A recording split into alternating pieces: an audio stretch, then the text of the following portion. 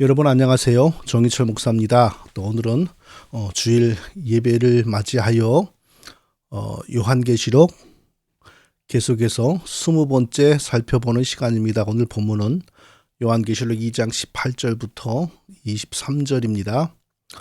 두아디라 교회 목사님에게 그리스도께서 보내신 편지인데 아마 한 3번에 걸쳐서 살펴보게 될 것 같고요. 오늘은 첫 번째 시간입니다. 자, 그리스도께서 자신을 두아디라 교회에게 어떻게 소개했냐면요. 나는 만물의 본질과 상태를 꿰뚫어 보고 반드시 합당한 심판을 행하는 하나님의 아들이다. 이렇게 소개했습니다. 만물의 본질과 상태를 꿰뚫어 본다라는 표현은 그리스도께서 성경에 하신 표현이 아니고요. 제가 바꾸어서 한 표현입니다. 주께서 두아디라 교회의 목사님에게 이렇게 말씀하셨습니다. 두아디라 교회의 사자에게 편지하기를 그 눈이 불꽃 같고 그 발이 빛난 주석과 같은 하나님의 아들이 가라사대 라고 말했습니다. 두아디라 교회의 사자에게 편지하기를 그 눈이 불꽃 같고 그 발이 빛난 주석과 같은 하나님의 아들이 가라사대 이렇게 말씀하셨습니다. 자, 철학에서 본질직관이란 말이 있습니다. 본질직관이란 말은 무엇이냐면요. 자, 우리는 이런 뭔가 사물을 속성을 연구하고 성향을 연구하려면 이렇게 막 둘러보고 또 좀 조직을 잘라서 분석도 해보고 막 그래야 되지 않습니까? 그런데 본질직관이란 말은 그냥 일견한다 그러죠. 일견. 그냥 쫙 보면 착 보면 우리 옛말에 뭐 척하면 삼천리 쿵하면 뭐 담 넘어 호박 떨어지는 소리라고 그랬나요? 아니면 뭐 앉아서 삼천리 서서 구만리 뭐 그랬나요? 하여튼 이렇게 사물을 척 일견하는 순간 내적인 속성과 모든 그 특징이 여기에 관련된 모든 지식과 정보가 다 파악이 된다. 이게 바로 본질직관이라는 뜻입니다. 예수님께서 두아디라 교회 목사님에게 하신 말씀이 그 뜻입니다. 그 눈이 불꽃 같고 그 눈이 불꽃 같고 라고 이렇게 말씀하셨어요. 단순히 시력이 좋다는 뜻이 아니죠. 그 이상입니다. 만물의 상태와 만물의 속성과 만물의 행동과 의지를 일견함으로 다 파악하고 계시는 분, 이런 뜻입니다. 자, 어찌하여 그리스도께서는 우리의 생각, 의지, 마음 모든 것을 다 순식간에 파악하실까요? 우리를 지으신 창조주이기 때문이죠. 자, 여기서도 창조주라는 표현을 주님이 직접 하지 않았지만 자신이 그런 분이라고 설명을 했습니다.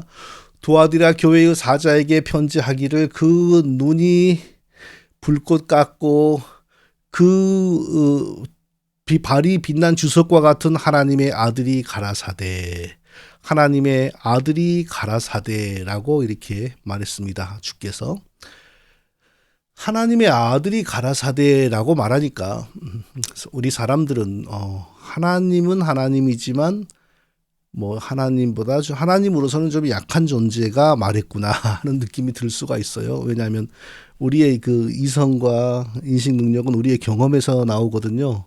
그러니까 황소가 낳은 송아지를 우리가 생각을 하는 거죠. 본성적으로. 송아지도 소는 소지만 2년은 더 자라야 소답지 않습니까? 그래서 하나님의 아들이 가라사대, 그러니까 하나님은 뭐 하나님이지만 그래도 아직 완전한 하나님은 아니지 하는 생각. 그러니까 우리의 경험에서 오는 거죠. 호랑이는 호랑이지만 호랑이 새끼는 개들하고 키우면 개들에게 밥도 뺏기고 그러지 않습니까? 그러나 한 1년 자라고 나면 호랑이로서의 힘과 용맹과 속성이 드러나기를 시작해요. 성장해가지고. 우리가 그런 방식으로 이 성경의 말씀을 풀면 안 된다 이겁니다. 물론 성경은 또 우리는 가르치고 배우기를 성부 하나님이 성자 하나님을 낳았다. 성자 하나님이 성부 하나님으로부터 나오셨다라고 표현을 합니다. 근데 이것은 결코 우리가 경험한 짐승의 성체가 새끼를 낳았다 이런 식으로 절대 이해를 하면 안 됩니다. 자, 성자 하나님이 성부 하나님으로부터 출생하신 건 맞지만 그 출생의 방식은 우리의 이성이 전혀 알 수 없는 출생입니다. 왜냐하면 우리의 이성은 경험한 것 외에는 알지 못하거든요. 근데 우리는 아직 존재하기도 전에, 만물이 있기 전에, 영원 전에 성부 하나님으로부터 성자 하나님이 나오셨으므로 결코 우리 피조 세계에서 벌어지는 어미개가 새끼개를 낳았다, 뭐 아버지가 아들을 낳았다, 이런 방식으로 이해를 하면 안 되고요. 또 그 낳으신 하나님이 뭐 천년 만년 이렇게 사시면서 성숙의 과정을 거쳐서 하나님으로서 영광과 권능을 충분히 가지셨다, 이렇게도 절대 생각하면 안 됩니다. 그건 우리의 상식입니다. 자, 우리는 성부로부터 성자가 나왔다, 또 성부와 성자로부터 성령이 나오셨다라고 할 때 언제나 같은 신적 본질을 함께 공유하시는 한 하나님, 성부, 성자, 성령 하나님이 한 하나님, 같은 신적 본질을 공통적으로 가지고 계시는 한 하나님, 결코 찢어지거나 분리되지 않은 한 하나님, 그러나 역할과 기능에 있어서는 독립되어 있는 세 분의 인격, 세 분의 위격, 그리고 그러나 그럼에도 불구하고 성부와 성자와 성령은 영광과 권능에서 동등하고, 그리고 결코 누가 높고 누가 낮고 누구에게 무슨 서열이 있고 이런 것은 전혀 없는 한 하나님, 이렇게 우리가 분명히 이해를 해야 됩니다. 자, 그것을 생각하면 하나님의 아들이란 표현이 뭐 사람의 아들, 짐승의 새끼 이런 거하고는 전혀 상관이 없는 표현이라는 거 우리가 이해할 수 있죠. 그리고 실제로 이 하나님의 아들은 어느 정도 그 영광과 권능이 막강하시냐면요, 천지 창조가 있을 때에 이 천지 창조를 실행하신 분입니다.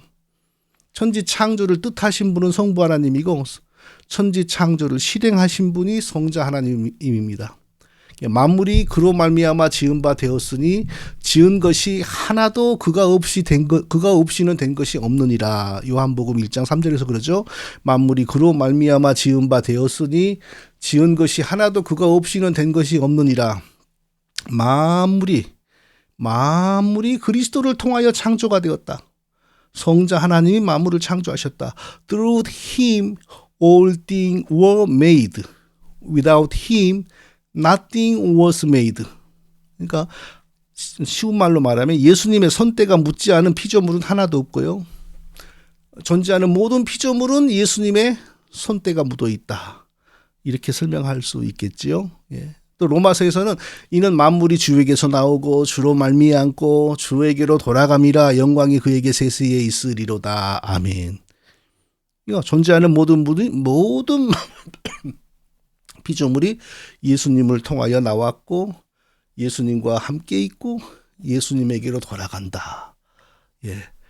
이런 분인데, 성자 하나님이 이런 분인데 어찌 하나님으로서의 좀 뭐 새끼 하나님, 약한 하나님 그런 정도겠어요? 절대 그런 정도가 아닙니다. 또 요한복음은 이렇게 설명하죠. 이사야가 그 구약 성경에서 처음 하나님을 만났을 때 그 어마어마한 그 보좌에 계신 그 하나님, 여호와 하나님, 그분이 지금 이 땅에 사람으로 오신 바로 이분이다, 이렇게 설명을 해요. 구약의 여호와 하나님이 신약의 사람이 되신 예수 그리스도, 바로 그분이죠. 그러니까 어째서 예수 그리스도의 눈이 빛나는 불꽃 같고 이렇게 설명할 수 있는가? 그분이 창조주 하나님이기 때문에, 그분이 구약의 여호와 하나님이기 때문에, 그분은 모르는 것이 없고 무엇을 알기 위하여 연구할 시간이 필요한 것도 아니고 어떤 인간의 행실을 파악하기 위해 조사할 시간이 필요하신 분도 아니고, 만물이 자기로부터 나왔고 자기에게 속하여 있으므로 뭐 굳이 사람의 철학 용어로 말하면 본질직관, 착 보는 순간 그 모든 성향과 속성과 행동과 의지가 다 그분 앞에 나타나고 드러나고 펼쳐지는 것입니다. 누가 뭘 숨길 수 있겠어요, 그분 앞에. 우리의 모든 행실은 예수 그리스도의 눈 앞에 있는 것이죠. 우리의 모든 행동은 언제나 예수 그리스도의 눈 앞에 대형 영화 스크린보다 더 큰 화면으로 펼쳐지고 있는 겁니다. 뭘 숨길 수 있겠어요. 그래서 예수님은 자신을 그 눈이 불꽃 같고 그 눈이 불꽃 같고 이렇게 자신을 소개하시는 것입니다. 도아디라 교회 목사님이 이 편지를 받을 때 얼마나 가슴이 두근거렸겠어요. 좋아서 두근거렸다기보다는 두려워서 두려워서 두근거리는 거죠. 모든 생각, 모든 행위, 모든 동기, 모든 욕망 다 지켜보시는 예수님이 그 눈이 불꽃 같고 이렇게 자신을 소개하시면서 편지를 보낸 거예요. 그러니까 뭐 아주 그냥 가슴이 두근두근 하겠죠. 나의 섬겨져 있는 무엇을 말씀하시려고 이러나 겁나지 않겠어요? 근데 곧바로 예수님은 이 목사님에게 뭐라고 하셨냐면요. 내가 내 사업과 사랑과 믿음과 인내와 섬김과 인내를 아노니 내 나중 행위가 처음 것보다 많도다라고 하셨습니다. 자, 이것은 좋은 말 아닙니까? 너의 사업과 사랑과 믿음과 섬김과 인내를 내가 아는데 너의 나중의 모습이 처음보다 훨씬 발전되고 열매가 많다. 그러니까 이것은 칭찬이지요. 이건 칭찬입니다.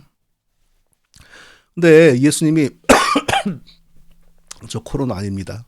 검사에서 네거티브 나왔습니다. 알러지입니다.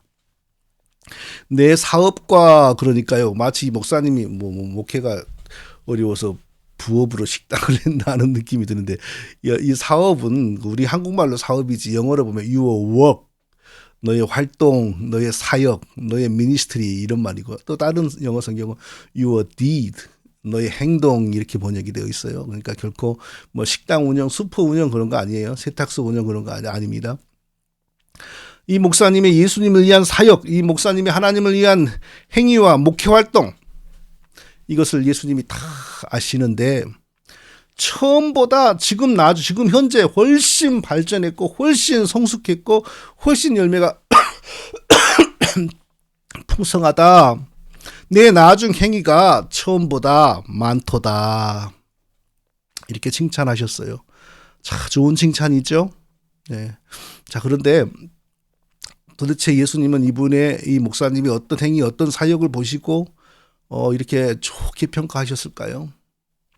절대로 눈에 보이는 교회의 건물 사이즈, 주차장 사이즈, 사람의 수, 헌금의 규모 이건 절대로 아닙니다. 이건 뭐 의심할 바가 없어요. 절대 예수님 이런 것으로 판단하지 않습니다. 이런 것으로 판단하면 가장 사탄을 이롭게 하는 내부의 적이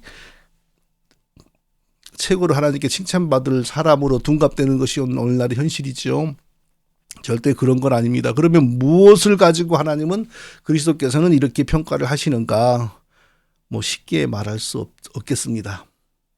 간단히 말하면 정말 성경적인 의식, 성경적인 사고, 성경적인 가치관을 가지고 목회를 하고 설교를 하고 그렇게 하셨다는 거겠지요. 그 이상으로 더 자세하게 말하기는 어려울 것 같아요. 중요한 사실은 주님께서 이 목사님을 향하여 너의 하나님을 위한 교회를 위한 그리스도를 위한 성도를 위한 너의 설교와 목회와 너의 삶이 이전보다 지금이 훨씬 더 발전했고 풍성하다라고 이렇게 좋게 평가했다는 거예요. 중간에 변질되지 않았다. 중간에 식어버리지 않았다. 중간에 믿음이 떨어지지 않았다. 중간에 믿음이 꼬꾸라져 버리지 않았다. 얼마나 좋은 내용입니까? 자, 우리도 이래야 되지 않겠습니까? 점점점 하나님께 합당한 사람이 되고 하나님께로 갈 때가 될수록 점점 하나님을 사랑하고 소망하고 천국을 사모하고 이 땅에서 성실히 살되 이 땅의 것들이 휴지처럼 배설물처럼 여기고 사도 바울처럼요. 그리고 정말 하나님을 붙들고 십자가를 붙들고 그렇게 살아서 우리도 나중에 예수님으로부터 너의 처음보다 지금이 나중이 훨씬 발전하고 훨씬 신실하고 훨씬 믿음이 충만하다 이런 말을 드려야 되지 않을까요? 너는 처음이나 나중이나 넌 그 모양이니? 너는 처음에는 조금 그래도 뭐가 되는 것 같더니 지금 정말 엉망이다. 너나 불신자나 무슨 차이가 있니? 이런 말 들으면 아니 됩니다. 자, 우리가 어떻게 하면 처음의 은혜를 잃어버리지 않고 계속 유지하고 점점 믿음이 성장하고 점점 삶이 말씀 안에서 믿음 안에서 풍성해지고 하나님의 뜻에 합당한 삶을 살 수가 있을까요? 그래서 시간이 갈수록 너는 점점 더 믿는 사람으로서 하나님 백성으로서 온전해지고 있구나 이런 칭찬을 받을 수가 있을까요? 무슨 특별한 비방이 있을까요? 무슨 쪽집게 과외 같은 것이 혹시 있을까요? 없습니다. 그런 거 절대 없습니다. 심지어는 흔히 많은 교회들이 한 제자 훈련반에 들어가는 거 소용없습니다. 제가 보니까 제자 훈련반에 들어가는 사람들이 이상한 뭐 열방, 하와이 열방, 뭐 변승우, 아무 거리낌 없이 뭐 김종필, 엘리야 뭐 다 그러고 다니더라고요. 그러면은 그 이단들에게 들락거리는 것은 오히려 그 제자 훈련이란 게 좋은 놀이개감함이라는 거 아니겠어요? 그 영들에게. 그러니까 그런 것도 아닌 것 같아요. 제자 훈련을 어떻게 하느냐에 따라 다르겠지요. 다 그렇다기보다. 사도행전 20장 32절을 보니까 사도 바울이 지금 내가 너희를 주와 및 그 은혜의 말씀께 부탁하노니 그 말씀이 너희를 든든히 세우사 거룩히 하심을 입은 모든 자 가운데 기업이 있게 하시리라. 이렇게 말씀을 했습니다. 지금 내가 너희를 주와 그 은혜의 말씀께 부탁하노니 그 말씀이 너희를 든든히 세우사 거룩히 하심을 입은 모든 자 가운데 기업이 있게 하시리라. 누구에게 한 말인가요? 사도 바울이 에베소의 제자들, 자기의 제자들에게 한 말이죠. 과거에 3년 6개월 동안 에베소에서 열심히 복음을 전하여 교회를 세우고 많은 제자들을 일으켰었고 많은 목회자들을 일으켰습니다. 그런데 하나님이 바울을 다른 곳으로 옮길 때가 되니까 사단이 준동을 했습니다. 큰 핍박이 일어나서 사도 바울이 피신하지 않으면 영락없이 죽게 되었습니다. 그래서 급히 도주를 했고, 그리고 그 이후에는 이제 다른 곳에서 유럽에서 전도를 했습니다. 유럽에서 전도를 하다가 예루살렘으로 돌아가는 길이었는데요. 돌아가는 길이 바로 에베소 근처를 지나가는 길이니까 에베소에 들어가서 그 제자들을 만나면 좋겠는데 들어가면 또 죽을 것 같으니까 인근에 밀레도라고 하는 그 섬으로 제자들을 오게 했어요. 그리고 거기서 만나서 교제하고 함께 기도하다가 이제 길을 떠납니다. 예루살렘을 향하여 길을 떠나면서 지금 내가 너희를 주와 및 그 은혜의 말씀께 부탁하노니 그 말씀이 너희를 능히 든든히 세우사 거룩히 하심을 입은 모든 자 가운데 기업이 있게 하시리라. 이렇게 말하는 겁니다. 지금 이제 떠나면 언제 다시 만날 것인지 기약이 없습니다. 살아서 다시 만난다는 기약도 없습니다. 이제 그 다시 만나기 전에 이 바울이 순교할 가능성도 높은 거고요. 앞을 아무것도 예측할 수가 없어요. 자, 그들이 계속 믿음이 성장하고 사명을 잘 감당하고 목회를 잘하면 좋겠다는 마음이 바울에게 불 붙듯이 일어나는 겁니다. 그러나 함께 있을 수가 없어요. 그들이 정말 훗날 하나님께 칭찬받는 모든 성도 모든 목회자들이 다 되었으면 좋겠어요. 그런데 남아서 그들과 함께 살 수가 없습니다. 그래서 바울이 부득이 떠나면서 뭐라고 합니까? 너희를 그 은혜의 말씀에 부탁하노니 I commit you to God and to the word of his grace. commit, 위탁한다, 맡긴다. 우리말로 해서는 부탁한다 그러니까 좀 뉘앙스가 약해요. 어떤 환자를 어떤 의사에게 맡긴다. 뭐 그런 뉘앙스죠. 커미트한다. 하나님과 하나님의 은혜의 말씀에게 너희를 맡긴다. 이러고 갔어요. 자, 바울이 그들이 정말 잘 되기를 바랍니다. 근데 그들과 함께 있으면서 그들을 더 이상 가르칠 수가 없습니다. 그래서 어떻게 하고 갑니까? I commit you to God and the word of his grace. 그의 은혜의 말씀에게 너희를 맡긴다, 위탁한다 이러고 가는 겁니다. 무엇을 우리가 여기서 알 수 있습니까? 하나님의 은혜의 말씀이 성도를 발전시키고 성도를 세우고 성도를 건강하게 하고 성도를 자라게 한다. 하나님의 은혜의 말씀이 목회자를 건강하게 하고 목회자를 튼튼하게 하고 목회자를 세우고 목회자를 신실하게 만드는구나. 이걸 우리가 알 수가 있겠죠. 자, 얼마나 하나님의 말씀이 그런 능력이 풍성하면 바울이 자기는 이제 더 이상 그들을 위하여 멀리 가서 기도하는 것 외에는 더 이상 할 수가 없으니까 나는 너희를 하나님의 말씀에게 맡긴다 이러고 가겠어요. 대체 말씀에 무슨 능력이 있어서 말씀에 맡기면 되는 걸까요? 그 말씀이 너희를 능히 든든히 세우사 거룩해 하심을 입은 모든 자 가운데서 기업이 있게 하시리라. 그 말씀이 어떻게 한다고요? 너희를 든든히 세우사. 어떻게 해요? 든든히 세워요. 어떻게 해요? 믿음으로 서도록, 영적으로 건강하게 서도록. 무엇이요? 말씀이 사람을 든든하게 세워요. 왜? 말씀에게는 왜 그럴까요? 말씀에게는 도대체 왜 그런 능력이 있을까요? 말씀이 있는 곳에 사람을 거듭나게 하는 성령의 역사가 있고요. 말씀이 있는 곳에 사람을 회개케 하는 성령의 역사가 있고요. 말씀이 있는 곳에 우리에게 기도할 마음을 주시는 성령이 계시고요. 그러니까 말씀이 있는 곳에는 성령이 함께 역사하기 때문에 이 제자들이 말씀에 맡기고 가는 겁니다. 쉽게 다르게 말하면 내가 너희에게 전한 말씀 열심히 읽고 열심히 붙들고 실천하라. 그러면 성령이 너희와 함께 하셔서 너희를 자라게 하고 너희를 변화시키고 너희를 회개하게 하실 것이다. 이렇게 하고 가는 거죠. 성령의 역사 없이는 아무도 거듭날 수 없고요. 성령의 역사 없이는 아무도 믿음이 자랄 수 없어요. 근데 성령이 우리에게 그런 일을 하실 때에 반드시 사용하는 수단이 있는데 그게 하나님의 말씀, 예수 그리스도의 복음입니다. 그러니까 어떤 사람은 성령께서 거듭나게 하셔서 구원하시고 지옥의 형벌을 면하여 하나님 자녀되게 하시려면은 성령이 그에게 은혜를 주셔서 예수님을 믿게 하시는데요. 그냥 예수님을 믿게 하는 성령의 역사가 없어요. 반드시 그리스도의 복음이 전파되어야 됩니다.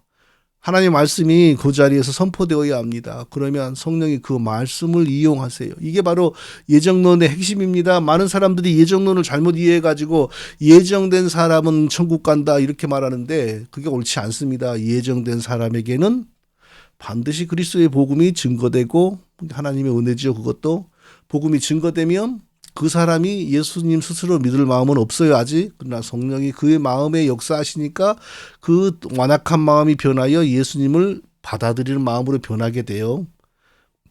그래서 예정된 사람에게는 반드시 복음이 증거되고 성령이 그 복음을 믿게 하심으로 그가 구원받는다. 이게 예정론이에요. 그냥 예정된 사람은 천국 간다. 선택되지 못한 사람은 지옥 간다. 이렇게 말하면 많은 오해가 생기는 겁니다. 모든 하나님의 선한 일이 성령의 역사인데 성령은 저절로 홀로 괜히 화창한 날씨에 일하시는 분이 아닙니다. 반드시 하나님의 말씀을 우리에게 적용시키고 우리에게 말씀을 배우게 하시는 방식으로 역사하셔요.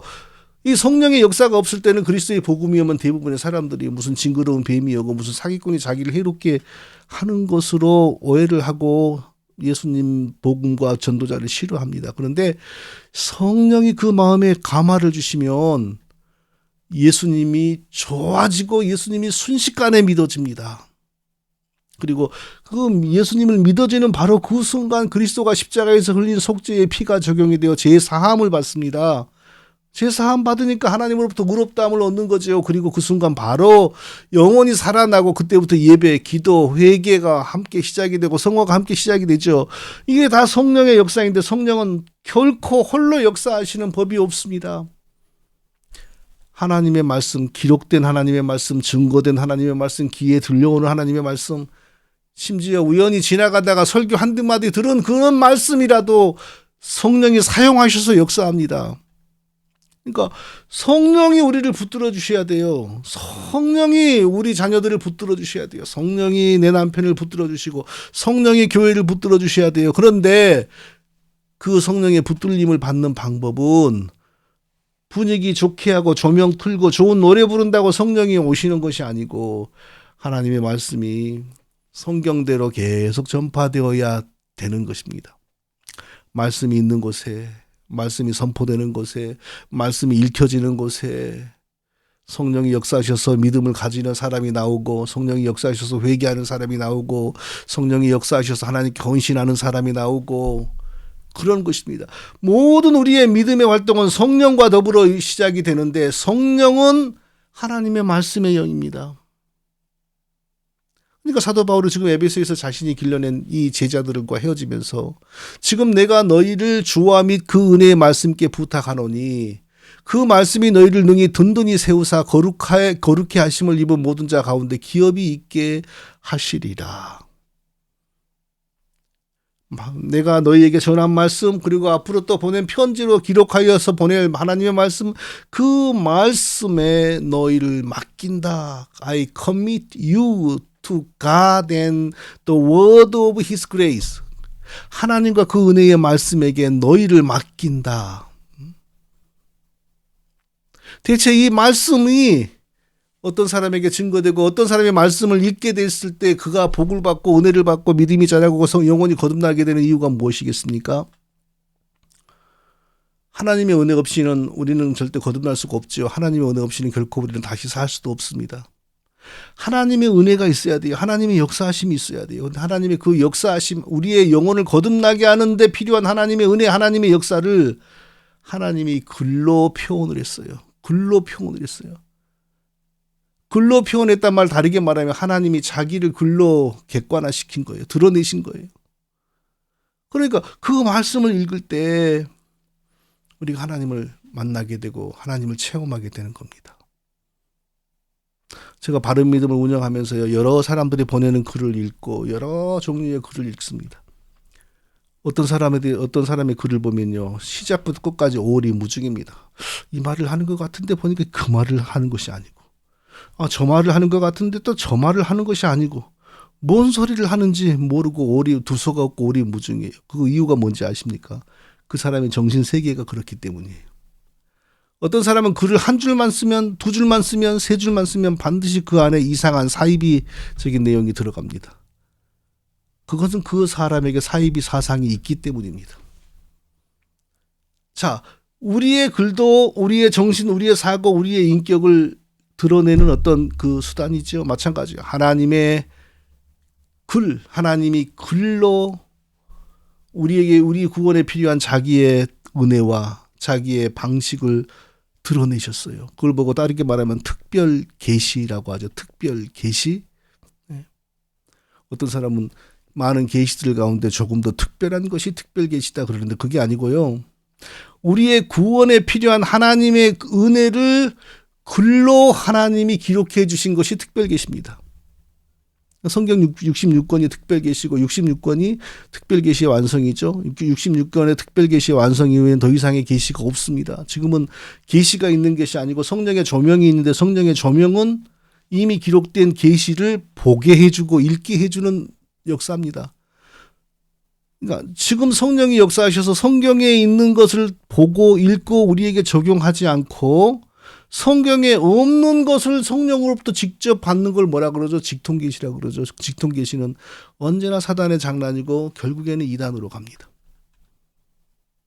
하나님의 말씀은 하나님이 자기를 우리의 구원을 위하여 드러내신 것이기 때문에 말씀 사랑하는 것이 하나님의 은혜 받는 길입니다. 다른 길이 없습니다. 말씀 사랑하는 것이, 말씀 읽는 것이 하나님의 은혜 받는 것입니다. 말씀에 순종하는 것이 하나님께 순종하는 것입니다. 말씀을 읽는 것이 매일 하나님을 경험하고 만나는 것입니다. 흔히 사람들이 기도를 통하여 하나님을 만난다 그러는데요. 정확히 말하면 기도는 우리가 말씀을 바르게 읽고 바르게 실천하면서 살도록 돕는 하나님의 은혜를 구하는 겁니다. 기도를 통하여 하나님을 직접 만나면 성경이 왜 필요해요? 기도를 통하여 하나님을 직접 만난다는 사람들은 반드시 사이비 세계로 서서히 빠져들 가능성이 굉장히 높습니다. 하나님은 말씀 안에서 만나는 겁니다. 기도는 말씀 안에서 하나님을 바르게 만나고 바르게 실천하고 바르게 살아가기 위해서 기도하는 겁니다. 큰 틀로 보자면 그렇다는 거예요. 예. 그저 기도원에 가서 하나님 직접 만나려고 그러니까 다 귀신의 음성 듣고 마귀의 장난에 현혹이 되어서 이상한 은사자들이 되지 않습니까? 말씀입니다. 말씀을 읽어야 돼요. 왜냐하면 이 말씀을 통하여 하나님이 자기를 거기에 담았고 드러내셨고 자기를 뭐라 그래야 되죠? 객관화시켰다 그래야 되나요? 예, 그 말씀이 바로 하나님이에요. 말씀에 순종해야 됩니다. 말씀을 매일 읽어야 돼요. 그게 바로 하나님의 사랑을 받는 길이고 하나님을 체험하는 길이고 하나님의 좌우의 날선 검이 역사에서 우리의 생각과 우리의 잘못된 것들이 수술을 받는 방법이고요. 사랑하는 성도 여러분, 도와드려 교회 이 목사님처럼 우리가 처음보다 나중에 옛날보다 지금이 그리고 앞으로가 더 하나님의 사람으로서 합당하고 온전하고 성장하고 성숙하고 그래서 나중에 하나님으로부터 지금 이 순간도 내 나중 행위가 처음 것보다 많도다라고 칭찬을 받아야 되지 않겠습니까? 그렇다면 그러기를 원한다면 성도 여러분 매일 성경을 가까이 하십시오. 읽으십시오. 요즘에는 그렇게 하는 사람도 별로 없는 것 같지만 옛날에 삼각산 찾아가면 무조건 신령한 사람이라 그랬어요. 근데 삼각산 드나든 사람들이 전부라 그러면 안 되고 많은 사람들이 이상한 거 받아왔어요. 뭐 소나무 뿌리 뽑는다 그래가면서 산에 가서 하나님 만나려고 그러니까 산신령을 만나서 하나님 만났다 그러는 거고요. 공원에 가서 하나님 만날다 그러니까 뉴에이지 하나님 만나고 이상한 거 만나는 거고요. 성경에서 하나님 만나야 돼요. 성경에서. 성경을 통하여 하나님을 만나려면요. 성령의 도우심을 받아야 돼요. 성령의 조명을 받아야 돼요. 그것을 위해서 늘 우리가 기도하는 겁니다. 하나님, 제게 지혜와 명철을 주셔서 하나님의 말씀을 바르게 읽고 바르게 해석을 하고 잘못된 것을 분별하고 하나님의 뜻을 잘 헤아려서 순종하며 살아가는 제가 되게 해주세요. 그 은혜를 구하는 기도를 해야 돼요. 날마다.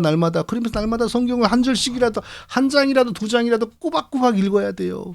그렇게 하지 않고 어디 가서 안수 받으려고 그러고 뭐 노래 한번 부르면서 눈물이 핑 돌고 나니까 뭐 있는 것 같고 그거 다 허망한 거 아닙니까? 사랑하는 성도 여러분, 성경을 사랑하는 사람, 성경을 가까이 하는 사람은 절대 망하지 않습니다. 우리 자녀들이 성경을 가까이 하고 성경과 함께하면 하나님이 함께 하십니다. 하나님이 은혜를 주십니다. 하나님이 바른 길로 인도해 주십니다. 저와 우리 모두가 성경을 사랑하고 날마다 성경을 가까이 하고 날마다 말씀을 통하여 다양한 모습으로 역사하시는 성령의 인도하심을 받고 그래서 믿음이 성장하고 점점점 신앙과 삶과 인격과 행위와 모든 것이 온전해져 가는 저와 우리 모두가 다 되시기를 예수님의 이름으로 축원드립니다. 거룩하신 아버지 하나님, 오늘도 저희들에게 복된 예배를 허락하여 주심을 감사합니다.